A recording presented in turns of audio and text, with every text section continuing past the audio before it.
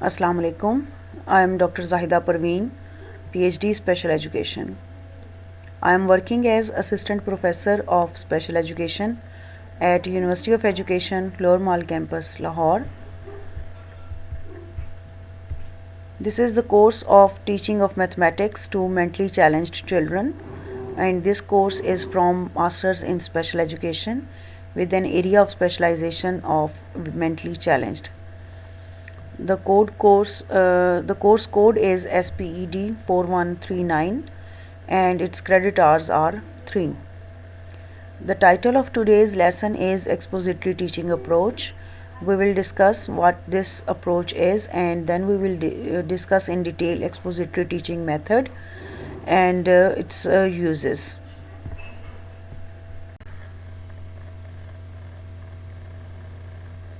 Firstly, we will discuss a general review of teaching approaches. Here are some basic concepts regarding different approaches and methods. These are different terms which are used simultaneously, and we often confuse these terms. Let's have a discussion to differentiate between these different terms. First one is approach, one's viewpoint towards teaching. Approach जो है वो एक general point of view होता है जिसकी base पर बाद में मेथड्स और टेक्निक्स वगैरह डिसाइड की जाती हैं. सो अप्रोच जो है वो एक बेसिक लेवल का कॉन्सेप्ट है जो कि ब्रॉडर लेवल पर होता है, ज़्यादा चीज़ों को पॉइंट कर रहा होता है. सेकंड है term method, a series of related and progressive acts performed by a teacher and students to achieve the objective of the lesson. पहली बात यह है कि मेथड जो है उसमें स्टूडेंट्स और टीचर्स दोनों पार्ट होते हैं, दोनों रोल प्ले कर रहे होते हैं, और जो पर्पज़ है वो basically achievement of objective of the lesson होता है. तो जो भी ऑब्जेक्टिव टीचर ने सेट किया है उस लेसन के लिए, उसको अचीव करने के लिए मेथड को डिज़ाइन किया जाता है. और मेथड जो है वो बेसिकली अप्रोच के ऊपर बेस कर रहा होता है. जो भी टीचिंग अप्रोच एक टीचर यूज़ कर रहा होता है उसकी बेस पर उसके टीचिंग मेथड्स यूज़ होते हैं. थर्ड जो कॉन्सेप्ट है that is of technique, the personal art and style of the teacher in carrying out the procedure of teaching. So technique जो है वो उसको लिए वो क्या है कि टीचर जो है वो अपने उसका स्टाइल क्या है, उस अपनी टीचिंग मेथड के अंदर उसको वो अप्लाई कैसे करता है, और वो अपनी क्लास के अंदर उन प्रोसीजर्स जो वो डिसाइड कर चुका है उनको कैरी आउट किस तरीके से करता है, तो उसको टेक्निक कहते हैं. Next है strategy. Strategy is basically a set of decisions to achieve an objective that results in plan. So strategy जो है वो ओवरऑल एक प्लान की शेप लेती है कि एक टीचर जो है उसने किस तरह से कौन सी अप्रोच को चूज़ किया है, विद इन दैट अप्रोच उसने कौन से मेथड को अप्रोप्रिएट समझा है in order to apply in order to achieve the objective of the lesson. And then उसने कौन सी टेक्निक्स को यूज़ किया है, कौन सी टेक्निक्स को इनकलकेट किया है अपने मेथड के अंदर. सो ये ओवरऑल जो है इसको हम स्ट्रैटेजी का नाम देते हैं. अप्रोच फॉर एग्जांपल आपने जितनी भी डिफरेंट अप्रोचेस पढ़ी हैं, बहुत सी डेवलपमेंट की अप्रोचेस होती हैं, लर्निंग की जो अप्रोचेस हैं वो आपने बहुत सी थेरीज़ और लाइक उस तरह से पढ़ी हैं. टीचिंग मेथड्स की अगर हम बात करते हैं, मेथडोलॉजी की, पेडागोजी की अगर हम बात करते हैं, तो फॉर एग्जांपल आपने कंस्ट्रक्टिविज़म को पढ़ा है. तो constructivism is basically an approach that is not a single method, that is a teaching approach which is used in teaching different subjects. And then methods, many methods are based on constructivism. ठीक है, methods बहुत से हैं जो कि कंस्ट्रक्टिविज़म के approach को follow करते हैं. For example problem solving approach है, प्रॉब्लम सॉल्विंग मेथड है, सॉरी, इंक्वायरी मेथड है, इसी तरह से जो है वो और बहुत से मेथड्स जो है वो कंस्ट्रक्टिविज़म की अप्रोच को फॉलो कर रहे होते हैं। तो टीचिंग मेथड्स जो हैं ये स्पेसिफिक होते हैं और आप लोग इन सबको डिटेल से बहुत से सब्जेक्ट्स में पढ़ भी चुके हैं। नाउ इज़ टेक्निक जो है वो ऑब्वियसली मैंने आपको पहले बताया कि टीचर का एक स्टाइल है जो उसका पर्सनल आर्ट है जो उसके क्लासरूम्स में बहुत अपेरेंट होता है। तो फॉर एग्ज़ाम्पल अगर कुछ टीचर्स होते हैं जिनको क्वेश्चन आंसर्स बार बार क्वेश्चंस पूछने की बहुत ज़्यादा आदत होती है, तो दैट मीन्स कि वो क्वेश्चन आंसर टेक्निक को बहुत ज़्यादा यूज़ कर रहे होते हैं। और जब एक टीचर जो है वो ओवरऑल एक अपनी अप्रोच के अंडर अपने मेथड को चूज़ करता है और अपने मेथड को ज़्यादा इफ़ेक्टिव बनाने के लिए वो रेलिवेंट टेक्निक्स को यूज़ करता है, तो that is basically strategy develop कर रहा होता है टीचर अपने ओवरऑल लेसन के लिए। So this was a clarification of different terms which are used when we talk about different methods. तो इनको आपने कंफ्यूज नहीं करना, इनको आपने अलहदा से देखें। हर एक जो बेसिक कॉन्सेप्ट है उसकी क्लैरिटी आपको होनी चाहिए so that you can use appropriate term where you have to use it. Now we will discuss different types of teaching methods. अगर हम टीचिंग मेथड्स को ग्रुप करते हैं, बहुत से टीचिंग मेथड्स हैं, अगर हम उनको ग्रुप करते हैं दो टाइप्स जो हैं वो मेजर हमारे पास निकलती हैं टीचिंग मेथड्स की। Let's talk about it. First one is direct approaches and direct approaches में as the word is indicating expository strategies बहुत ज़्यादा इसमें यूज़ होती हैं, like deductive method, demonstrative method या demonstration and expository method। ठीक है, तो एक्सपोजिटरी मेथड जो है ये एक अलहदा से एक मेथड है जो कि डायरेक्ट अप्रोच को फॉलो कर रहा होता है और आज का लेक्चर जो है वो एक्सपोजिटरी मेथड पर बेस कर रहा है और हम इसको डिटेल से पढ़ेंगे। सेकंड जो ग्रुप ऑफ टाइप्स है ऑफ टीचिंग मेथड्स, तो वो है एक्सपीरियंशियल अप्रोचेस। तो एक्सपीरियंशियल अप्रोचेस जो हैं उसके अंदर कौन कौन से मेथड्स आते हैं, उसमें बेसिकली एक्सप्लोरेटरी स्ट्रैटेजीज़ यूज़ हो रही होती हैं और विद इन एक्सप्लोरेटरी स्ट्रैटेजीज़ कौन कौन से टीचिंग मेथड्स उसके अंदर आते हैं। First one is inductive and problem solving, discovery and laboratory, reflective and inquiry, and constructivism and metacognition की जो strategies हैं, जो approaches हैं वो इसके अंदर यूज़ होती हैं।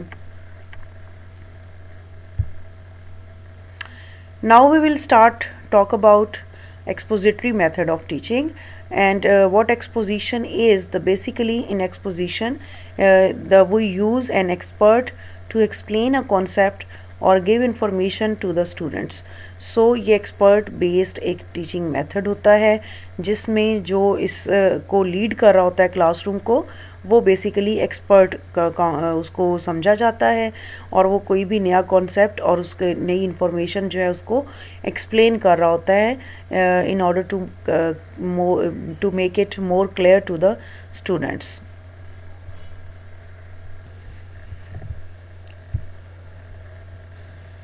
It is a kind of method that interprets or explains a comprehensive topic or subject matter. So it involves interpretation and explanations. It is not only about the delivery of information. ठीक है, इसमें ये नहीं होता कि एक teacher जो है that is he is standing in front of the class and just delivering information by using any technique. तो बल्कि इसमें ये होता है कि जो भी न्यू इन्फॉर्मेशन पुट की जा रही है, जो भी मैटर जो है वो शेयर किया जा रहा है स्टूडेंट्स के साथ, टीचर उसको प्रॉपरली इंटरप्रेट कर रहे होते हैं, उसको एक्सप्लेन करता है teacher. So this is a basic characteristic of the expository method, that teacher is not only delivering the information but also interpreting and explaining in front of in front of students. Another characteristic of expository method is that the teacher is in complete charge and guides the lesson.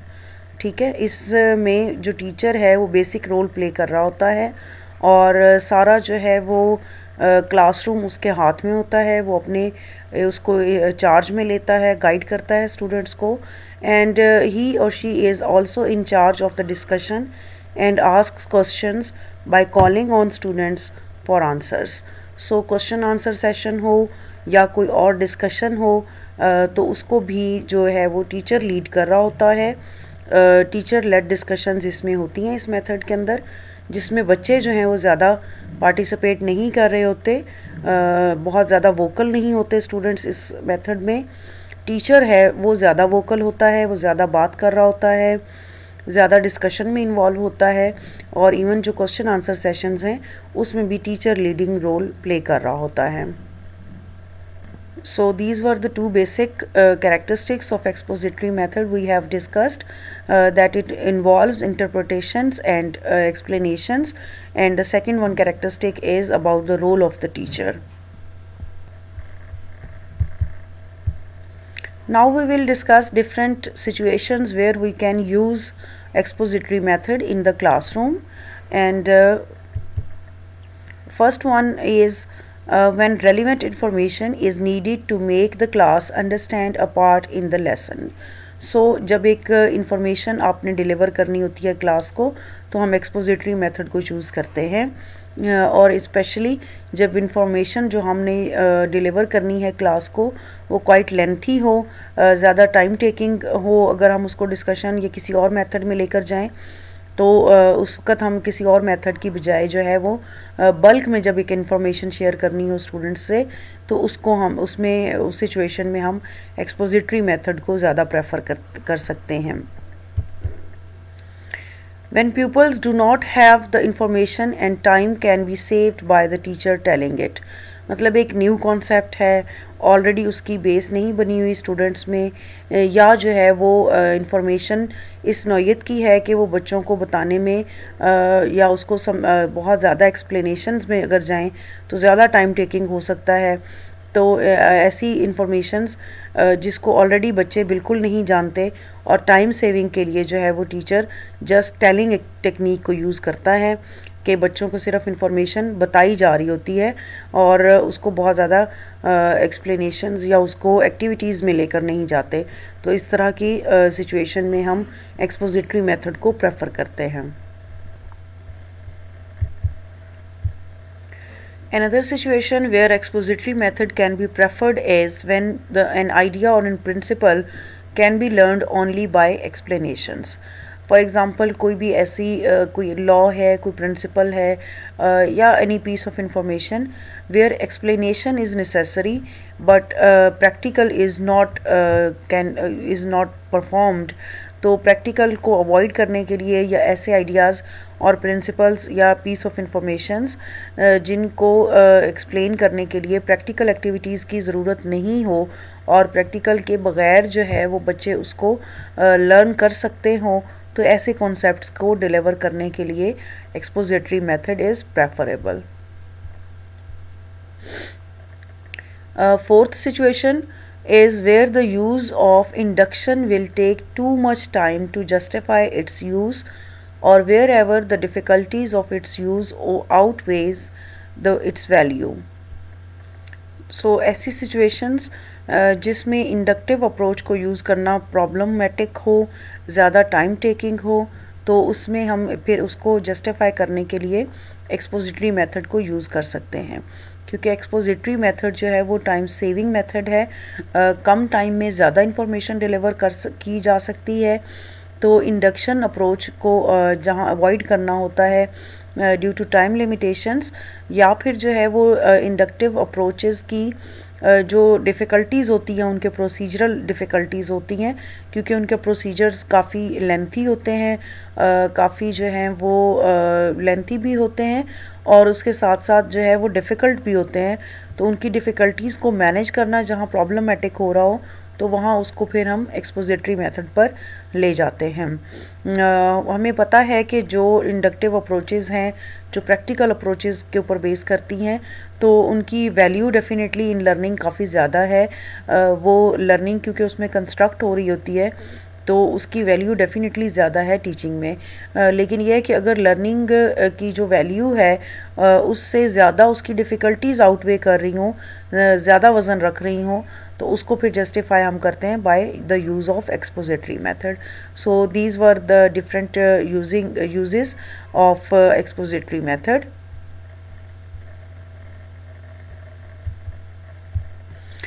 Now we will discuss different steps in conducting the expository method of teaching.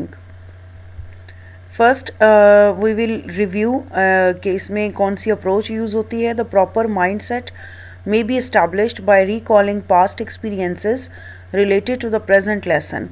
क्योंकि ये एक basic technique है, मैंने शुरू में आपको इन concepts को differentiate करवाया था। तो इस अप्रोच के अंडर जो है वो हम बेसिकली एक टेक्निक यूज़ करते हैं जब हम लेसन को स्टार्ट करते हैं। तो प्रेजेंट लेसन को स्टार्ट करने के लिए बच्चों को पास्ट एक्सपीरियंसेस को रिलेट करवाया जाता है, रिकॉल करवाया जाता है। The points to be explained must be placed before the class. तो पहले शुरू में पॉइंट्स को एनलिस्ट करना ज़रूरी है क्लास के सामने कि हम कौन से पॉइंट्स को आज एक्सप्लेन करने जा रहे हैं और डिस्कस करने जा रहे हैं। तो शुरू में ही उन पॉइंट्स को पॉइंट आउट करना क्लास के सामने ज़रूरी है और फिर हर पॉइंट से रिलेटेड जो है वो उनको रिकॉलिंग और पास्ट एक्सपीरियंसेस की रिलेशन जो है रिलेट करवाया जाता है प्रेजेंट एक्सपीरियंसेस के साथ। अप्रोच बच्चे की डेवलप करने के बाद जो नेक्स्ट स्टेप है that is of presentation.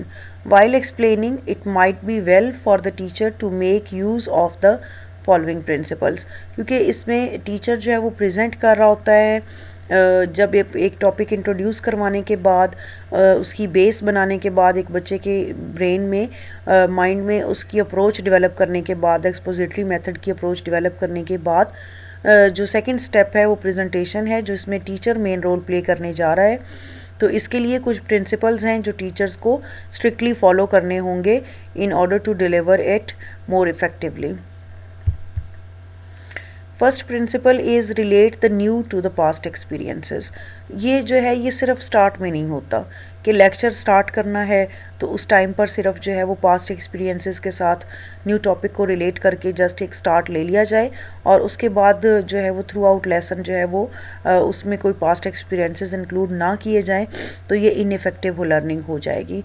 Expository method में थ्रू आउट द लेसन जितनी भी टीचर जो है वो उसको एक्सप्लेनेशंस में लेकर जा रहा है, तो विद इन एक्सप्लेनेशंस उसको पास्ट एक्सपीरियंसेस को टाइम टू टाइम रिलेट करते रहना चाहिए विद डिफरेंट एग्जांपल्स, और बच्चे को बार बार उसके पास्ट एक्सपीरियंसेस के साथ न्यू लर्निंग को रिलेट करना है।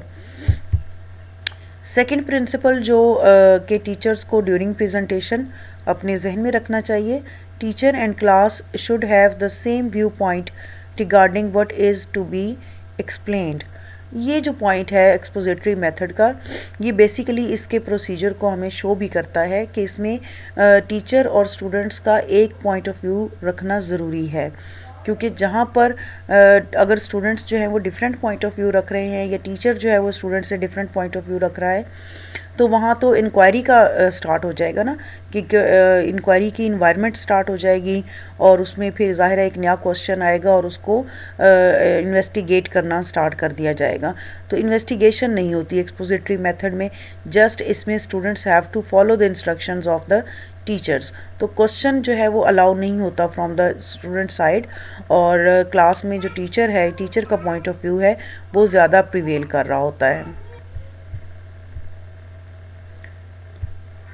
और उसके बाद जो नेक्स्ट पॉइंट है, exposition means not only explaining but also interpreting. हम इसको पहले भी डिस्कस कर चुके हैं कि टीचर जो है वो ड्यूरिंग प्रेजेंटेशन सिर्फ ये नहीं कि बार बार उस कॉन्सेप्ट को एक्सप्लेन कर रहा हो, बल्कि उसमें कुछ इंटरप्रिटेशंस भी होनी चाहिए जिसमें बच्चे जो है उसको थिंकिंग की तरफ लेकर जाया जाए स्टूडेंट्स को, और उसके बाद उनसे क्वेश्चन आंसर्स करके भी किए जा सकते हैं।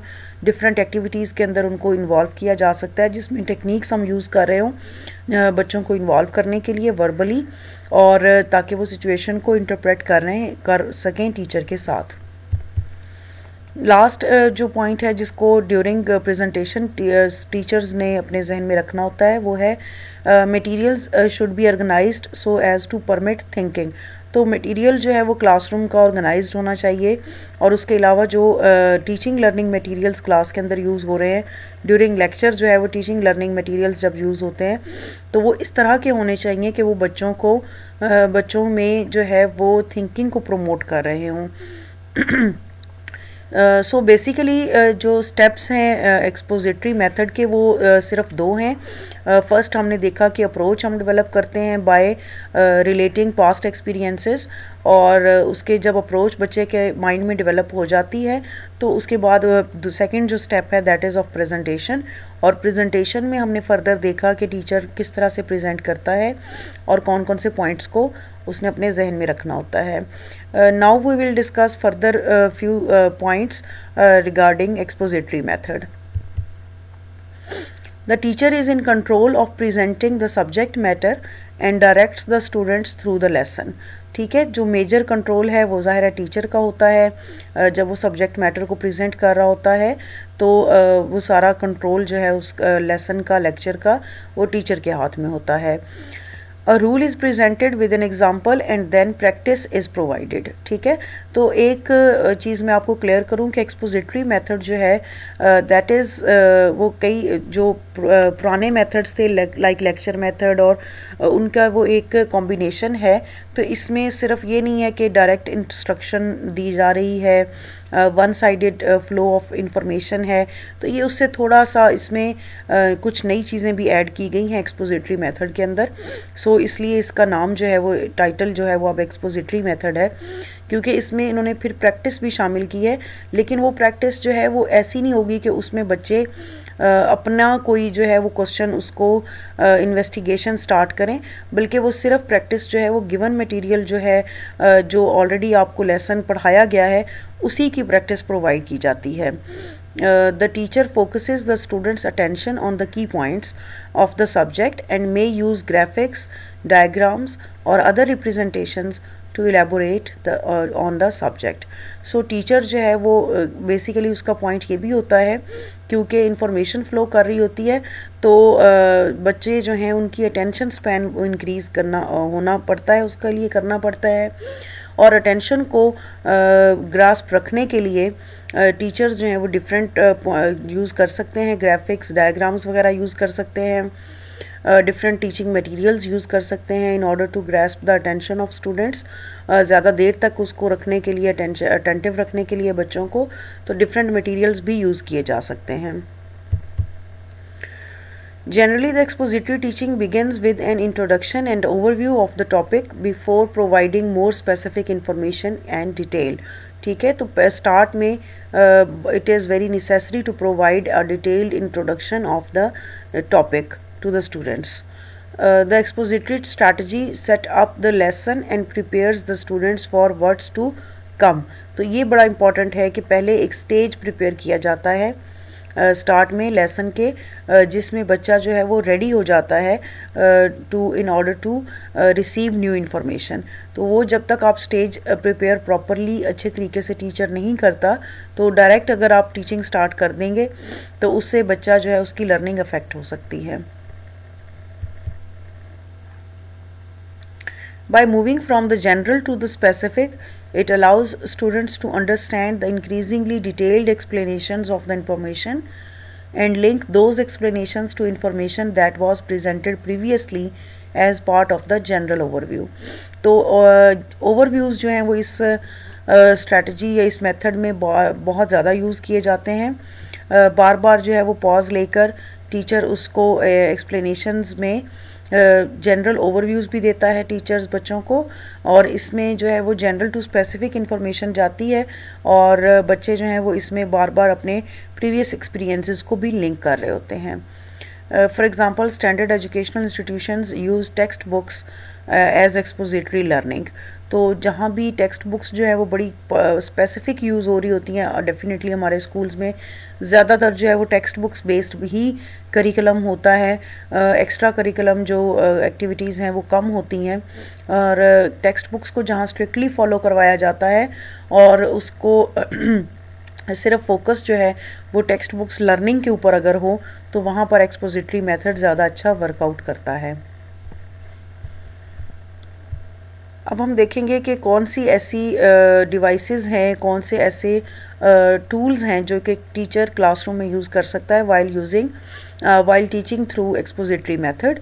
To make the explanations clear and effective, devices may be used such as analogies and stories class में during discussions add की जा सकती हैं, illustrations की जा सकती हैं, models, डायग्राम्स, डिमॉन्स्ट्रेशंस करवाई जा सकती हैं बच्चों को, and outlines and summaries to set the facts in proper relationship. तो एंड पर जो है वो लेक्चर को समराइज़ करने के लिए उसकी प्रॉपर एक आउटलाइन बना दी जाती है. ग्राफिक ऑर्गेनाइज़र आप समझ लें, उस तरह से एक ग्राफिकली ऑर्गेनाइज कर दिया जाता है जितनी भी इंफॉर्मेशन न्यू लेक्चर में दी गई है उसको, ताकि बच्चे जो हैं वो अपने ब्रेन में एक प्रॉपर इंफॉर्मेशन का फ्लो बना सकें, एक प्रॉपर आउटलाइन उनके दिमाग में बन जाए कि हमने कौन कौन से टॉपिक्स को और कौन कौन सी इंफॉर्मेशंस को आज डिस्कस किया है. So in order to make the explanations more clear and more effective, तो ये सारी जो टेक्निक्स हैं इनको यूज़ किया जा सकता है. Now we will discuss different conditions for effective exposition, and the first condition is the teacher's thorough understanding of the subject matter to be explained. यानी ये वो चीज़ें हैं, ये वो conditions हैं कि अगर ये ऑलरेडी अवेलेबल नहीं है, अगर ये ऑलरेडी पॉसिबल नहीं है, तो फिर एक्सपोजिटरी मेथड जो है that will be not very effective method. So first of all the teachers thorough understanding about the topic is very important. तो जो भी टॉपिक पढ़ाने जा रहे हैं उसकी अंडरस्टैंडिंग जो है वो टीचर को क्लियर होनी चाहिए. The teacher's comprehension of the student's ability to understand the explanation. तो टीचर जो है उसको बच्चों का जैसे हम कहते हैं ना प्रेजेंट लेवल ऑफ फंक्शनिंग, वो क्लियरली और अंडरस्टैंड करना चाहिए. टीचर्स को पता होना चाहिए कि बच्चों, मेरी जिस क्लास को मैं पढ़ाने जा रहा हूँ उसमें किस रेंज, किस एबिलिटी के लोग बच्चे मौजूद हैं, वो किस हद तक मेरी इंफॉर्मेशन को ग्रैस्प कर सकते हैं, कॉम्प्रीहेंड कितना करेंगे, अंडरस्टैंड कितना करेंगे मेरी एक्सप्लेनेशंस को. तो बच्चों की एबिलिटी के बारे में टीचर के पास एक अच्छा कॉम्प्रीहेंसिव नॉलेज होना चाहिए. दैट मीन्स के एक टीचर जो है उसे अपनी क्लास के बारे में डिफरेंट उसकी क्लास में जितने बच्चे बैठे हुए हैं उनके बारे में एक अच्छा उनका नॉलेज, उनके बैकग्राउंड नॉलेज के बारे में पता होना चाहिए, ताकि वो उनके उससे रिलेटेड एग्जांपल्स दे सके अपने लेक्चर के दौरान, उसी से रिलेटेड जो है वो उनके प्रीवियस एक्सपीरियंसेस को रिलेट कर सके, और उनके जो उनके डेली लाइफ एक्सपीरियंसेस हैं उनके बारे में अगर टीचर जानता होगा तो उसकी एग्जांपल्स जो हैं वो ज़्यादा इफ़ेक्टिव होंगी during explanations. The use of language and illustrations within the student's experiences and understanding. So during lecture it is necessary that teacher should use simple language, and the language vocabulary should be from the students experiences and understandings. तो जितनी भी illustrations और languages language हो रही है during lecture, तो वो teacher को इस चीज़ का ख़ास ख्याल रखना है कि वो बच्चों के एक्सपीरियंसेस और अंडरस्टैंडिंग के अकॉर्डिंग हों.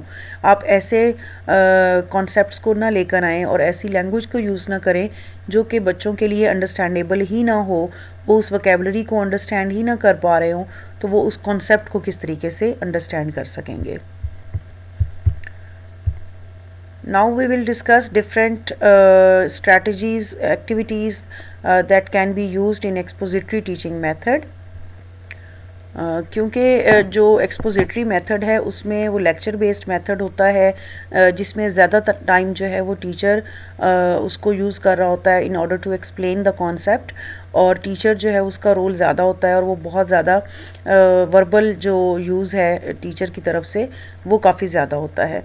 ये जो मेथड है इसकी वजह से बच्चे की अटेंशन स्पैन जो है वो उसको मेंटेन रखना एक प्रॉब्लम आ जाती है इस मेथड को जब हम यूज़ कर रहे होते हैं, क्योंकि वन साइडेड इन्फॉर्मेशन होती है, एक तरफ से टीचर जो है वो ज़्यादा उसका कंट्रोल होता है, और बच्चे जो हैं वो as an passive learners play कर रहे होते हैं अपना रोल. तो इसमें ये होता है एक प्रॉब्लम कि बच्चे जो हैं वो बहुत ज़्यादा देर तक उनकी लिसनिंग एबिलिटीज़ इतनी ज़्यादा नहीं होती, तो they can lose their attention in the lecture, and in order to maintain their attention during the lecture, the teacher can use different activities in the classroom in order to explain the materials. So these are different activities which can be used while we are using expository method in the classroom. First one is teacher talk, that means lecturing. Teacher जो बहुत ज़्यादा है बात कर रहा है class के अंदर, तो ये एक एक्टिविटी है जो कि इस that is happening in the expository method classroom. तो लेक्चरिंग काफ़ी ज़्यादा हो रही होती है इस मेथड के अंदर. Second one activity is demonstration. तो इसमें अगर कहीं पर कोई ऐसा टॉपिक के अंदर ऐसा पॉइंट है जिसको एक्सप्लेन करने के लिए टीचर ये समझता है कि उसको डिमॉन्स्ट्रेट करना है, खुद करके कुछ दिखाना है. डिमॉन्स्ट्रेशन मीन्स कि टीचर जो है वो कुछ प्ले करता है क्लास के अंदर, कुछ ऐसी चीज़ें यूज़ करता है जिसके थ्रू वो डिमॉन्स्ट्रेट कर रहा होता है, कुछ ऐसे मटेरियल्स यूज़ करता है उस कॉन्सेप्ट को एक्सप्लेन करने के लिए. So demonstrations can be used in the expository method classroom. Next is assignments and homework. ये एक कैरेक्टरिस्टिक है इस मेथड की कि डिफरेंट असाइनमेंट्स बच्चों को दी जाती हैं, जो कि क्लासरूम असाइनमेंट्स भी हो सकती हैं, टेक होम असाइनमेंट्स भी हो सकती हैं, और होमवर्क डेली बेसिस के ऊपर इस मेथड में दिया जाता है. नेक्स्ट जो एक्टिविटी है दैट इज़ मेमोराइजिंग. तो टीचर जो है वो ही can take a pause in the lecturing and provide the time to the students in order to memorize the new concepts. तो अगर क्लास के अंदर ही बच्चों को थोड़ा सा टाइम दिया जाए कि जो अभी तक हमने पढ़ा है उसको आप रिवाइज करें, रिव्यू करें और मेमोराइज करें, तो ये उनकी मेमोरी के लिए और जो आपने न्यू इन्फॉर्मेशन उनको दी है उसको प्रोसेस करने के लिए उनको एक प्लेंटी टाइम देना चाहिए during the classroom. Next is reviewing. Reviewing जो है ये एक ऐसी एक्टिविटी है जो कि टीचर ही परफॉर्म कर रहा होता है और वो ओवरऑल जो उसने लेक्चर डिलीवर किया है उसमें पॉज लेकर पिछले लेक्चर को रिव्यू करता है और उसके बाद उसको रिलेट करके नेक्स्ट पोर्शन की तरफ जाता है. और एट द एंड भी एक रिव्यूइंग एक्टिविटी होनी चाहिए जिसमें students they can also take part in the activity, और बच्चों की मदद के साथ टीचर जो है वो कोई बोर्ड के ऊपर एक रिव्यू डायग्राम भी बना सकता है जिसमें बेसिक कॉन्सेप्ट्स जितने भी उस क्लास के अंदर डिस्कस हुए होते हैं उनको रिव्यू करके उनका एक समरी भी दी जा सकती है. नेक्स्ट जो एक्टिविटी है that can be used in the expository method classroom that is questioning. And questioning में ये है कि ये वन साइडेड क्वेश्चनिंग होती है. Questions are put forth by the teachers and students are suppose to give answers to those questions. ये जो activity है ये टीचर के लिए इतनी इम्पॉर्टेंट है क्योंकि ये by questioning teachers can assess the level of the understanding of students. तो time to time during the classroom ही टीचर जो है वो क्वेश्चंस करके बच्चों से उनकी अंडरस्टैंडिंग के लेवल को जज कर रहा होता है और विद इन लेक्चर फिर वो जो है वो अकॉर्डिंग टू द सिचुएशन अपनी लेक्चर और अपनी स्ट्रैटेजी को चेंज भी कर सकता है. और जैसे अगर ड्यूरिंग लेक्चर बच्चों से टीचर क्वेश्चन पूछता है and they are unable to answer those questions, तो टीचर इस चीज़ को गैस कर लेता है कि जो प्रीवियस मैंने अभी एक कॉन्सेप्ट इंट्रोड्यूस करवाया है उसकी अंडरस्टैंडिंग या कॉम्प्रीहेंशन डेवलप नहीं हुई बच्चों में, तो वो फिर दोबारा से एक्सटेंड कर सकता है उस टॉपिक को, उस कॉन्सेप्ट की एक्सप्लेनेशन को एक्सटेंड कर सकता है. डिफरेंट एग्जांपल्स मज़ीद जो हैं वो बच्चों के एक्सपीरियंसेस के साथ रिलेट करके उनको इंट्रोड्यूस करवा सकता है. Last activity that can be used in the expository method classroom is discussion. तो डिस्कशन जो है वो इस क्लास में इस क्लास की एक कैरेक्टरिस्टिक होती है. Discussion is again led by the teacher not by the students, और बच्चे उसमें बहुत ज़्यादा पार्टिसिपेट एक्टिवली नहीं करते ऑल्दो कि टीचर जो है वो डिस्कशन को लीड कर रहा होता है और वो बच्चों से क्वेश्चनिंग के बाद जो है वो उसको लेकर जा सकता है कि डिस्कशन की तरफ भी.